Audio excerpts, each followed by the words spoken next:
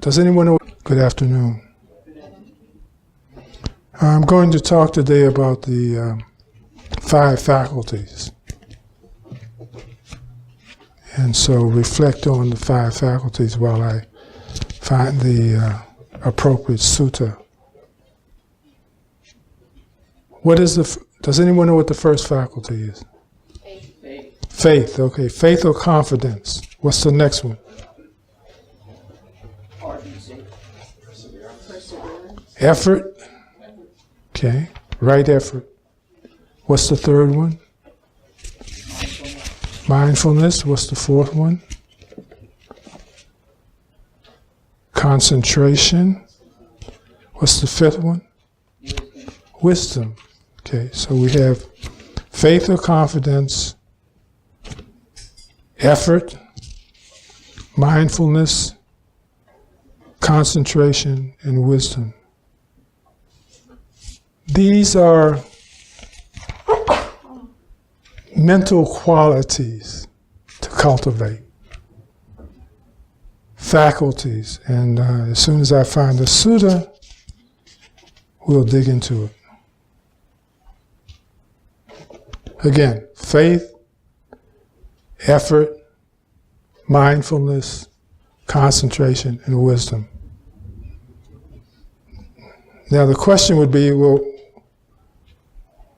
why should I cultivate any of those things? You know, what's the point? What will the benefit be if I cultivate those qualities of mind, right? And so this particular sutta is titled Born from Those Who Are Dear. And the story starts out with a householder whose only son died. And after his son's death, he had no desire to work or to eat. He kept going to the burial grounds and crying, "My only son, where are you? My only son, where are you?" And then the householder went to the Blessed One, the Buddha, and after paying homage to him, sat to one side. And the Blessed One said to him, "Householder, your faculties are not those of one in control of his own mind. Your faculties are deranged." So what this sutta is teaching us is that by cultivating these qualities, these 5 faculties, that we will be able to handle even the toughest experiences in life. Now, most of us here are parents or were parents, and we can't think of anything tougher to deal with than the death of a child. And what this sutta is saying to us is that if we understand something about that experience of reality, we will not suffer. We can be sad, but we will not suffer. We will not be deranged. We will not lose our minds. And so it goes on to explain why these faculties or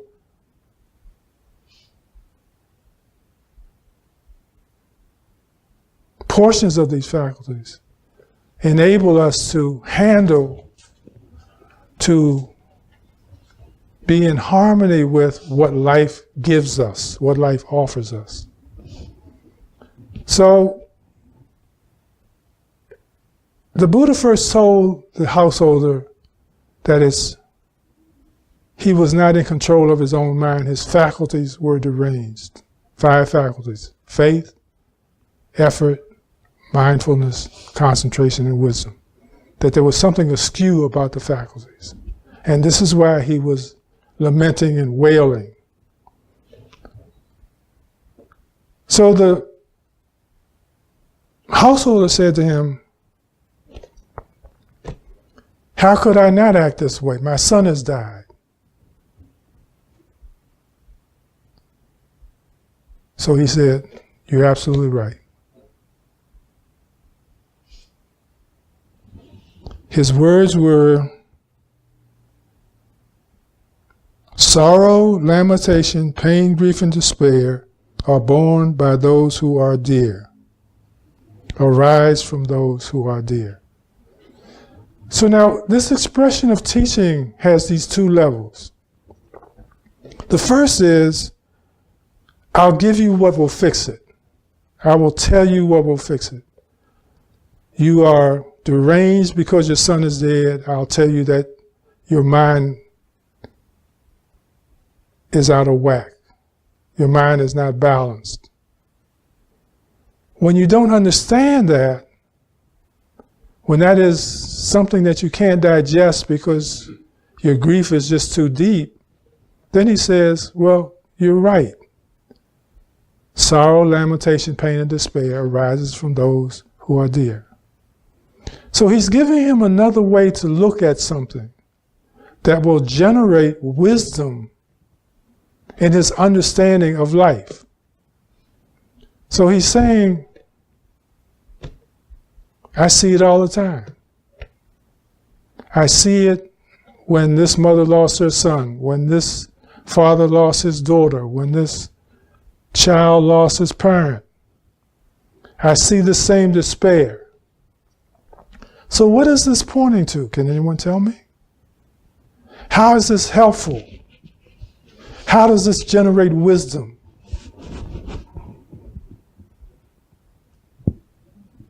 He's not alone.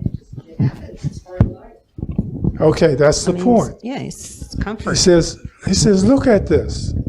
Not only you go through this, but everybody seems to go through this in the village.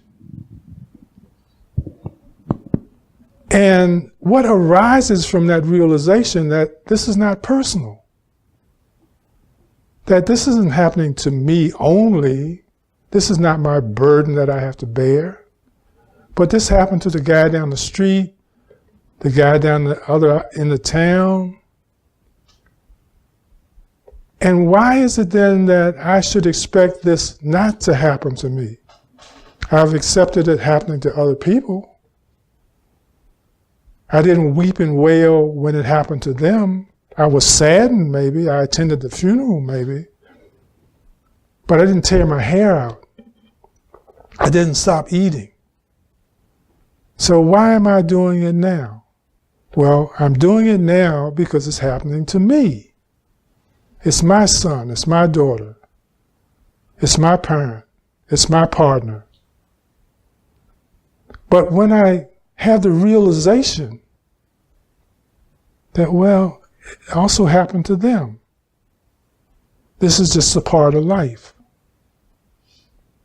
And when I can see it from that point of view, there is a wisdom that's aroused in me that says, this is just another expression of life. This is just another appearance of the impermanence of all things. And therefore my wisdom becomes clear. My wisdom arises. Do you see? No?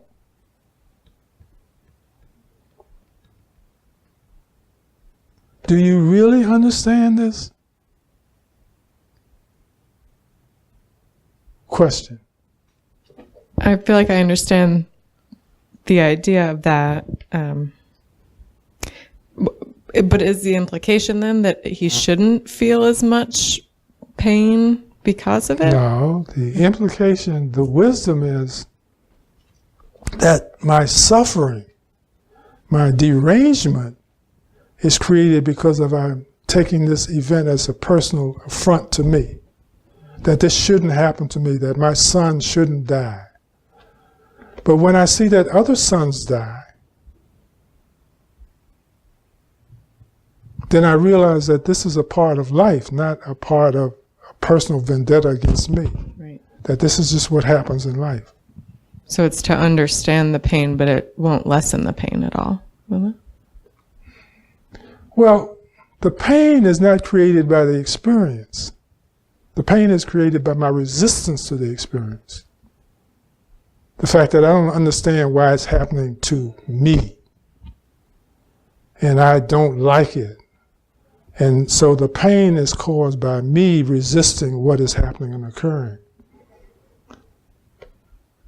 Our acceptance of a reality doesn't change it, doesn't make it different. But what it does, it takes the pain out of it. So it says, well, what do I do now? That happened. The horse ran away. What do I do now? If I stay in a state of non-acceptance of the fact that the horse ran away, I'll still be missing the horse. I'll still be whining because when I want to ride or when I want to plow, the horse isn't there. That's where my attachment and my pain occurs. But when I ask myself, well, what do I do now? Well, either I push the plow myself or I buy another horse. But it's my resistance and attachment to what has already gone away and what has already happened that causes my pain. And when I learn that, when I have that realization, then my wisdom increases because I begin to let go of the insistence that life should be the way I want it to be. That my day should go the way I want it to go. Only children cry about raining when they want the sun to come out. When they want to go out and play. And they're sad and they're crying because it's raining. Grown-ups don't do that because they realize that, well, it's raining. It's raining on you. It's raining on the person next door. It's raining on the farmer. They're happy. Only you're not happy because you want to go out and play. But when I understand that this is just a part of what happens in the day, what happens in life, then I begin to understand and accept that this goes with my breathing. This goes with my ability to have relationship. This goes with my ability to walk down the street. This goes with my ability to be an American citizen. That this is a part of the dues that I have to pay. And I stop getting angry about it. Nobody's punishing me. It's not my child that died and all of the other children lived to be 92. Right? It happens. Children have cancer. Children get hit by cars. Children get abused by people. It's just a part of the reality of life. It's not a good part, but it's just a part. It's what happens. And if I want to be a part of life, then I have to be a part of life. I have to stop fighting what life brings. Life brings me good stuff. Life brings me garbage. When I fight them, I become pained. I become aversion. But when I understand that this is just a part of the tide coming in and the tide going out, I have no resistance to it. I can accept it. That's the wisdom. Okay? All right. I think I understand it. I think the thing that I struggle with a bit is that, it's this difference between pain and suffering. And, part of this is manufactured because I'm clinging to something that is impermanent, like all things. But then there's also this deep love and compassion which produces a pain, when certain experiences occur. And in some respects, it almost feels like I see how gaining that wisdom will allow you to not manufacture all this incremental suffering, but on the other side, I can feel this pain because of this deep loss, and it can cause me to really recognize the pain in all others that have lost their children, that have had similar losses, and it's it's not something I'm manufacturing, rather it's something that I'm recognizing that I was not mindful of before, and I don't know exactly what I'm trying to say, except that in some respects it feels like we're cultivating the capacity to be more mindful of, more connected with the pain. That could actually go up, because I see the pain of your loss is just like the pain of my loss. And then, of course, not, staying with it for the next 10 years by manufacturing suffering, indefinitely as a result of it. Does that make sense?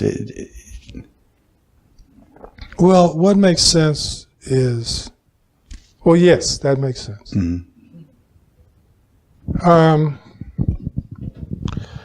A part of generating understanding can occur when I say, okay, I use the word pain, and I made it synonymous with suffering.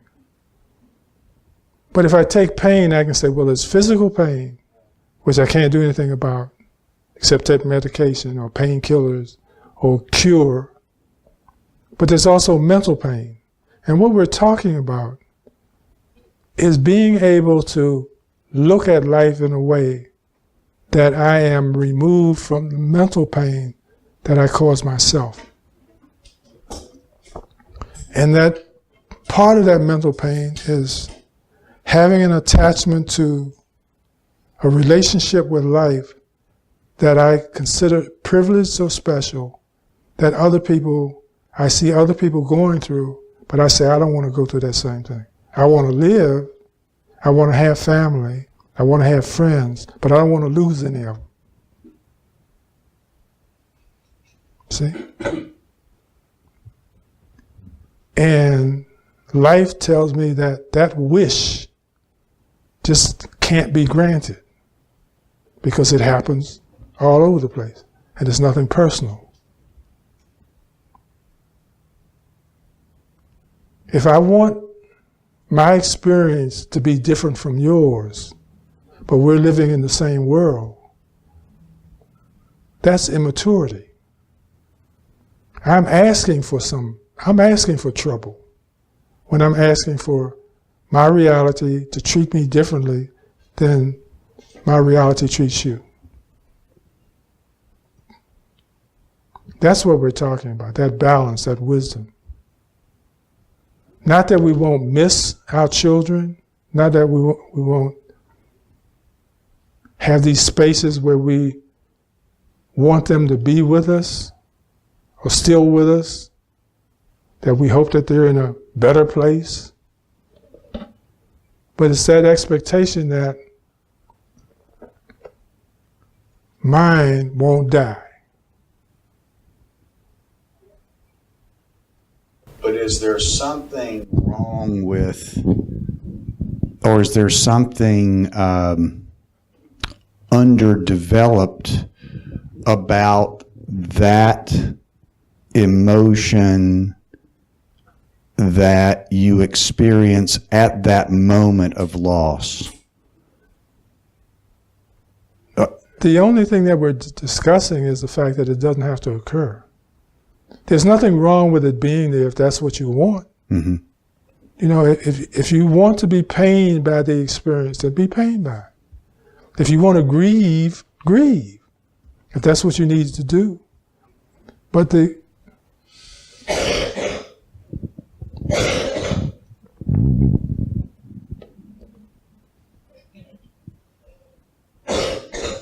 awareness that's presented is, but you don't have to. And somehow we feel that we have to do that. What we have to do is love people while we have them. Appreciate them while we have them. What we have to do is understand that lifespans are indeterminate. That everybody doesn't live to be 92. Some people live to be 1. Some people live to be 101. Why that happens? Karma, good health, good genes, many things. In this culture, instead of a dangerous culture, war zone. But there are many reasons why there's that disparity in life. But the point is, it's there. So there's no guarantee that anyone is going to exist to a certain specific age. So my wanting it to be there is what causes my pain. My wanting it to be different is what causes my pain. My wisdom says, this is just life. Why am I pained? Why am I denying what is just an expression of truth? Okay? So, again, this is what 2-year-olds do. You know, when the waves come up and wash the sandcastle away, the 2-year-olds cry. But if I know I build my sandcastle closer to the shore, then the waves are going to come up when the tide comes in and wash the sandcastle away. I can't complain about it because that's just a natural process. That's just due process. The wisdom, we're always lamenting about wanting to understand what life is all about. But then when we get messages about what life is all about, some of them we reject.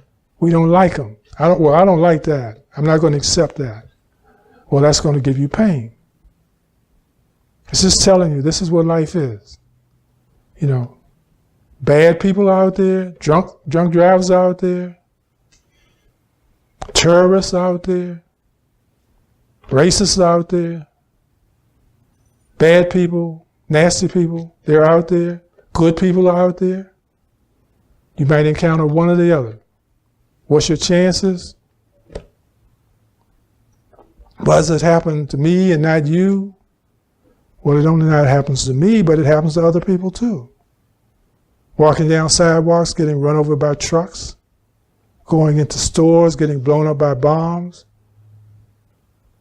What makes it happen? It happens.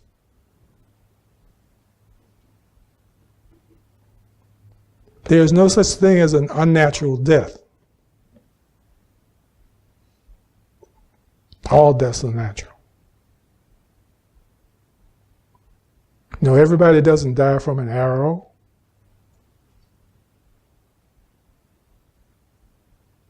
There are 1,000 reasons why people expire. That's just life. Yes, Marcia? I agree with everything you're saying. But if some person, whether it be a best friend, a child, whatever, that I'm interacting with dies, I'm going to really feel that pain of loss. I mean, I don't know how I would avoid that. I don't have to dwell on suffering, and I can say it's time to get on with life. But at that time, when that happens, I'm going to feel that pain of loss. oh, absolutely. Okay. That's not well. We're saying this is not saying that you do a happy dance. That's not what this is about. But it's about saying that there's a wisdom that comes with understanding that this is a part of living. And with that, you don't tear your hair out. You don't stop eating. You don't stop working. You don't stop having relationships with all of the other people in your life. You don't shut them out because this happened. You know, we've heard, we have all personally known situations where a person has a loss and they just shut everybody else out their lives. They can't handle it. They don't want to be around anybody. That's pain, you know. That's a way that people behave, but it doesn't have to be the way you behave. And the only way that you can resist the temptation to do that is to realize that this is just another part of the experience of life. Right? And then you can accept it. And this is what the practice is about. Accepting what is presented in reality.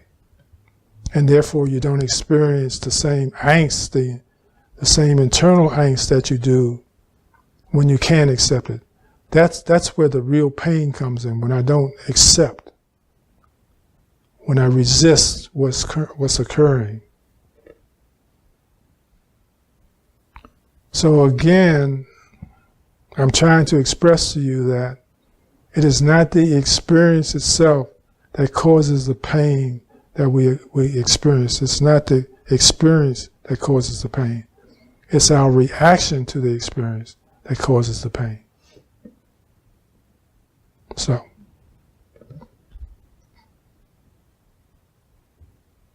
but you can miss, and you can still love.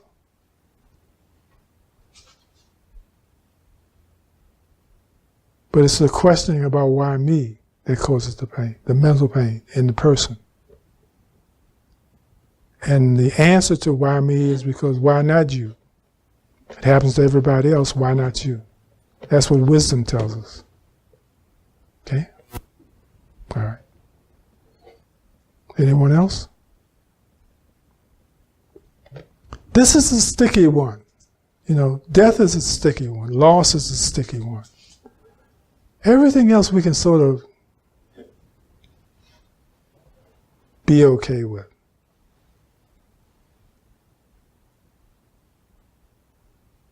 But there's something about death that just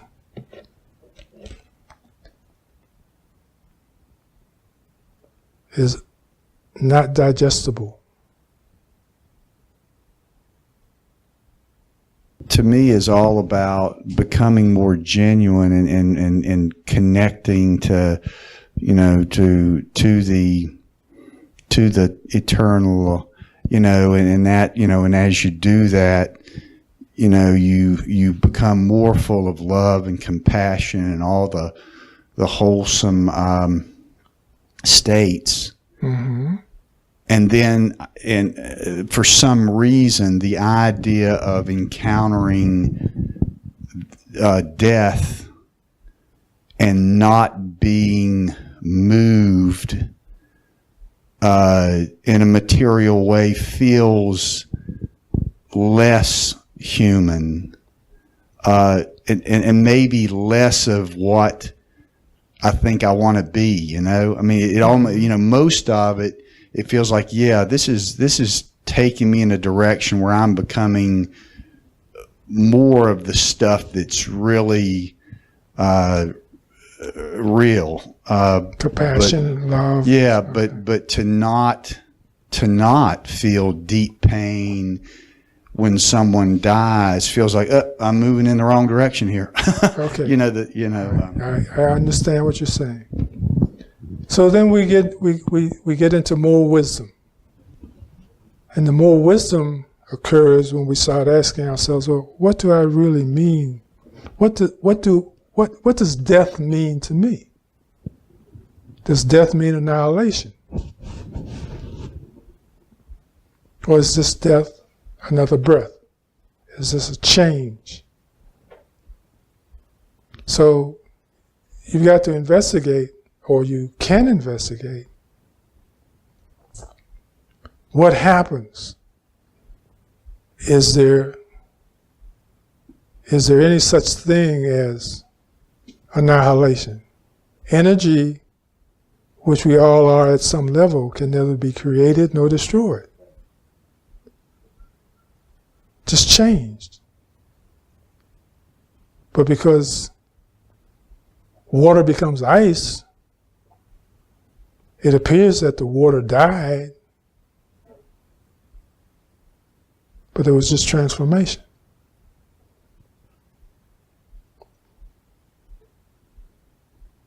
Can we live forever? No, not even in this lifetime are we forever being ourselves. We're always changing. I mean, that's a good thing, right? Because if we didn't, we'd all be still knuckleheads. So it's a good thing. And we embrace that. We embrace that good change, that transformation and ascension, and going from a hateful, angry person to a loving, compassionate person. We accept that. Well, we're not the same person we were when we were an angry person. We don't have the same relationships we had with people when we were an angry person. We are changed. We are transformed. That person died. This person is alive. So we see it within our own cycle thousands of times. It's so subtle that we don't always recognize it. But the person we were born as, the person we grew up as, the person we were in our 20s are not the same person we are now. Where is that person? It's not here. Where is it gone? I don't know. Can you find it? It's disappeared. And you go to funerals, and one side of the parlor hears a story of, what do they call it when the person stands up and does a tribute? The eulogy, yeah. Person gives a eulogy. And people over on this side are saying, who are they talking about? Because they knew the person then. Right? No, that's not John. Right? But John died a long time ago. And there's somebody new now in the casket. When we understand that this is what we're talking about change, impermanence, but not annihilation. But therefore, we cannot talk about everlastingness either.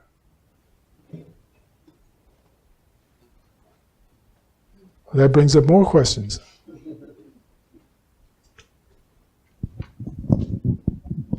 Just a quick comment to Mark, and what that made me think of is through the practice, the things trying to cultivate, being like loving kindness, compassion, joy, and equanimity is an important one. And I feel like that applies here. So just, it's not that you're not feeling like as compassionate as you want to, or downplaying that, but just learning to, no matter what presents itself, like to be able to come at it with equanimity and not let it throw you off balance so much. So whether it's too much compassion or too much pain, you know what I mean? Like, and that is an important point that's made.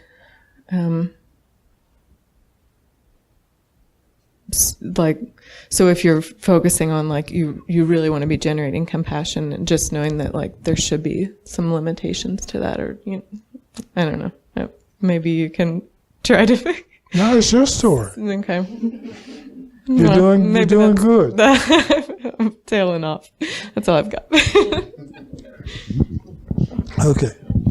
I think part of what ties in here, which is maybe implied, is that many of us haven't shared the value to the person who is no longer with us. That we feel guilty. I mean, yes, there's the loss, but a lot of it is that we wish we had done things differently before then. Mm. Yeah.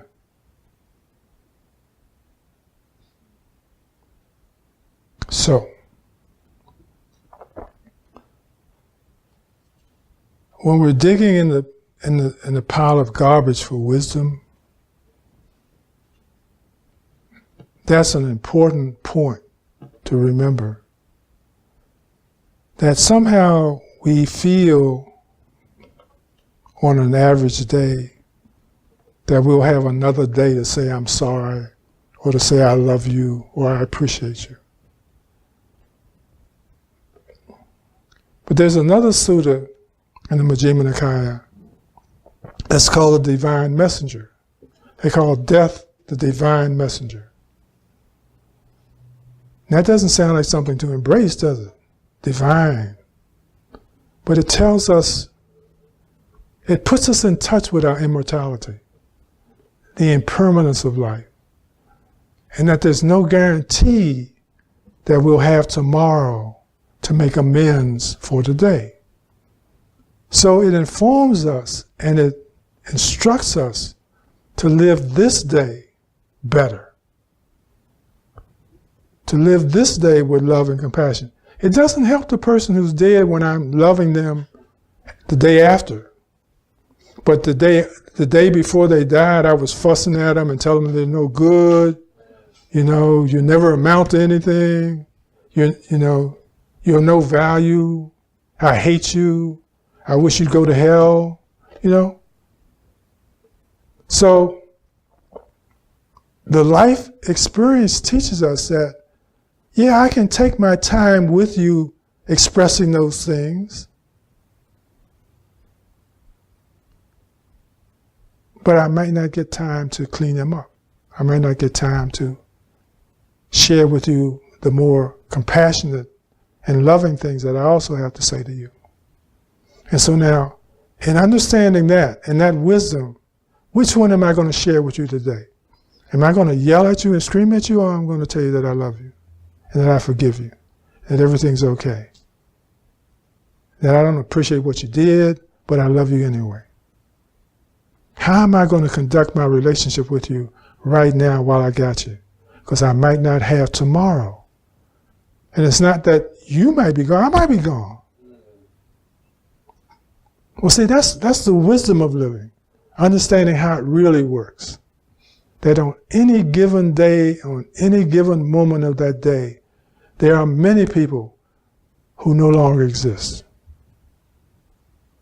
For many reasons. Heart attacks, car wrecks, terrorist attacks, many reasons. But the point is, they were here today, they're gone tomorrow.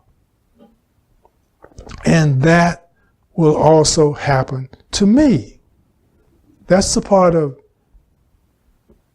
looking at life and learning from life.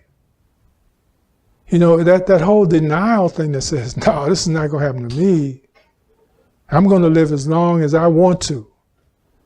I'm not going to die until I say I'm going to die.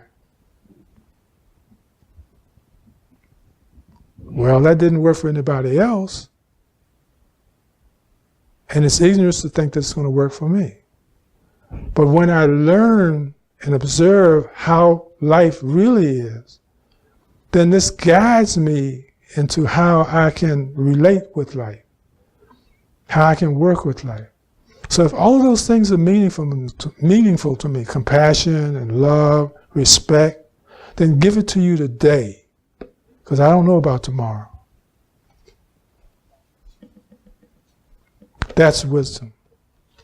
Yeah. Use every moment that you have, every moment that you're here, to express how much you appreciate the people you appreciate.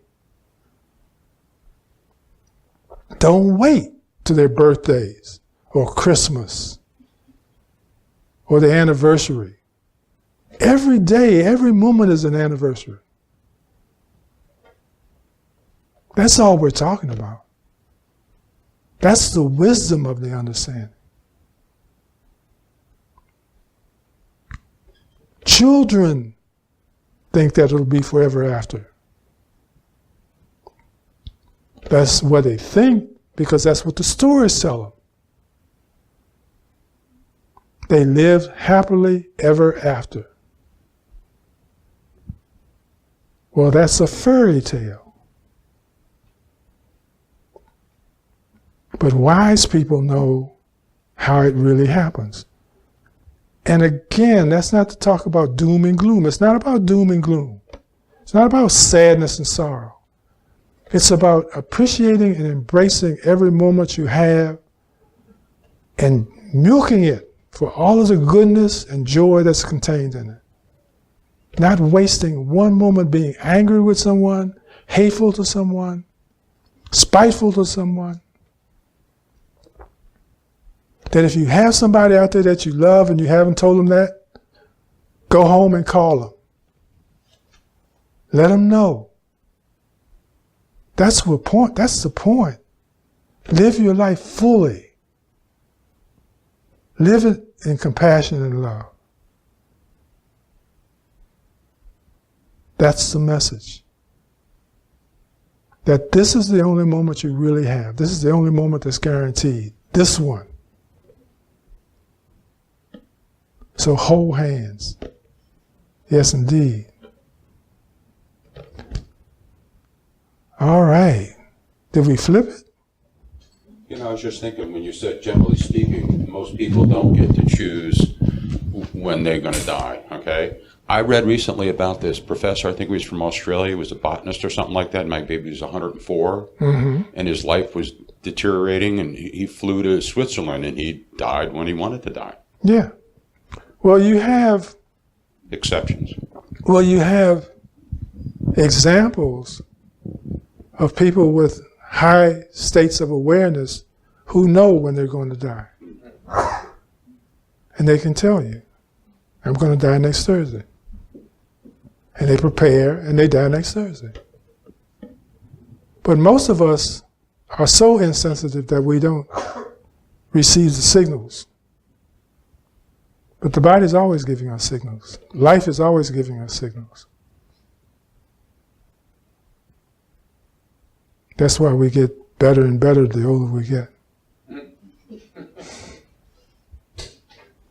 Because that's one of the signals. So, all right. Love you, Deepa. Love you too.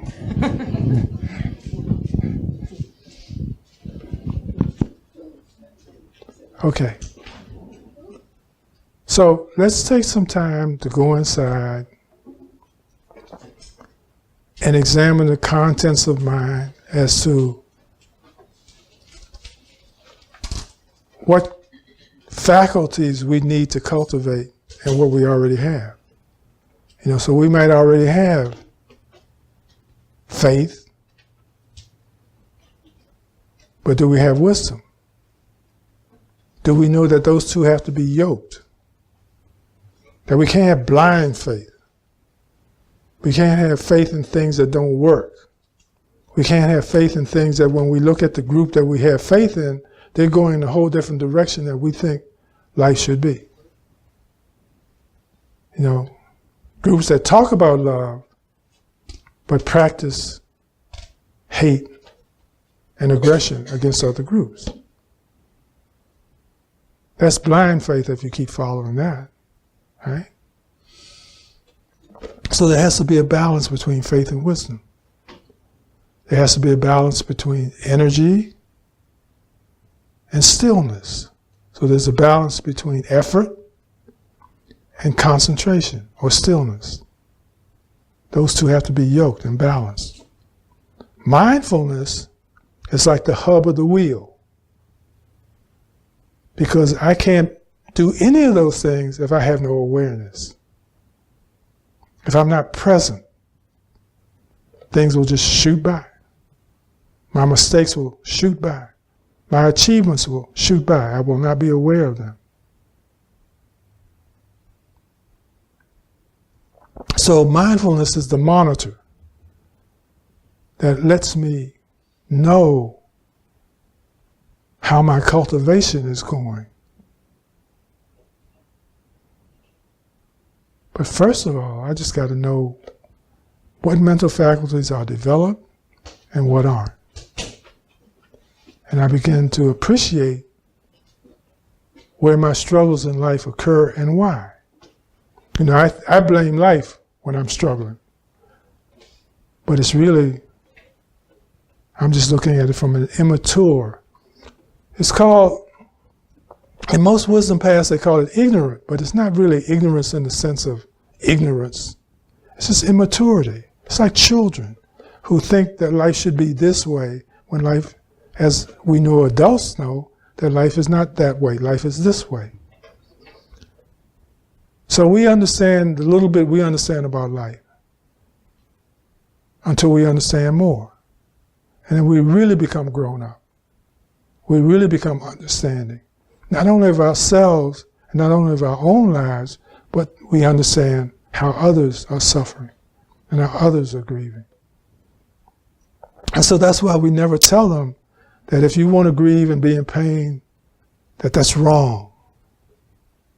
It's not wrong, it's just the way they choose to do it. If it works for them, no, it might last for a year, but if that's what they need to do, I love them enough to let them do it. And I don't talk about them. I don't call them stupid or crazy. I let them have what they need to have, the salve that they need to have to get through what they got to get through. That's what compassion is. That's what love is. Okay.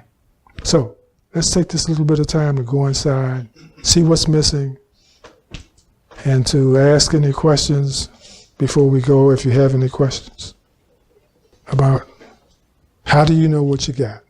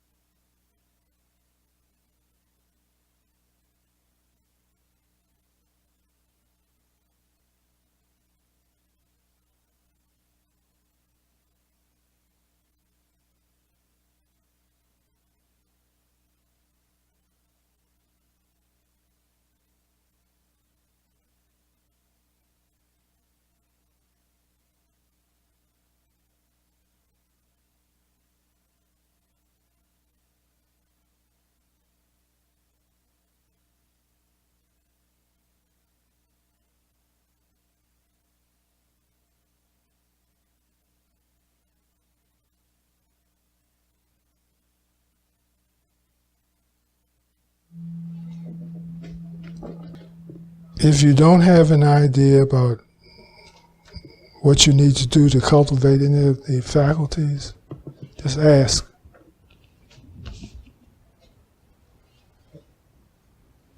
And we'll be glad to share practices with you that will give you that ability. But, well, first of all, people who have been with me for many years know that one of the topics that I focus on a lot is loss, because this is one of the hardest things for people to deal with. And so what we want to do is to teach you how to deal with the things that is hardest for you to deal with in life.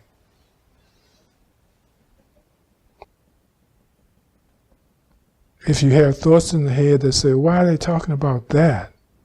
Then that realize you know you have an aversion. That's something for you to investigate. Yes. I think it's sort of similar to what was being said earlier about knowing when you're dying. Mm-hmm. Is there a sense of knowing when you're not the annihilation of the, I don't know how to put this, but a sense of knowing that your sense of self, previous sense of self, is now going away and something new is coming, arising from that? And you feel loss from that sensation? Well, I think that most of us have an awareness when we're getting better at what we get better at, or we want to get better at. You know, when we're being kinder or gentler or more loving or more compassionate, more altruistic, we have that sense of success because we realize that the way I reacted in this same or similar experience last Wednesday, I didn't do it today. That I acted more like I wanted myself to act today. And so therefore I realized that that person last Wednesday is starting to let their grip go on me. And I'm becoming more like I wanted to be. Something different. Is that what you're talking about? Okay. All right. I want to thank you all for your wisdom, for being here, for your presence, for your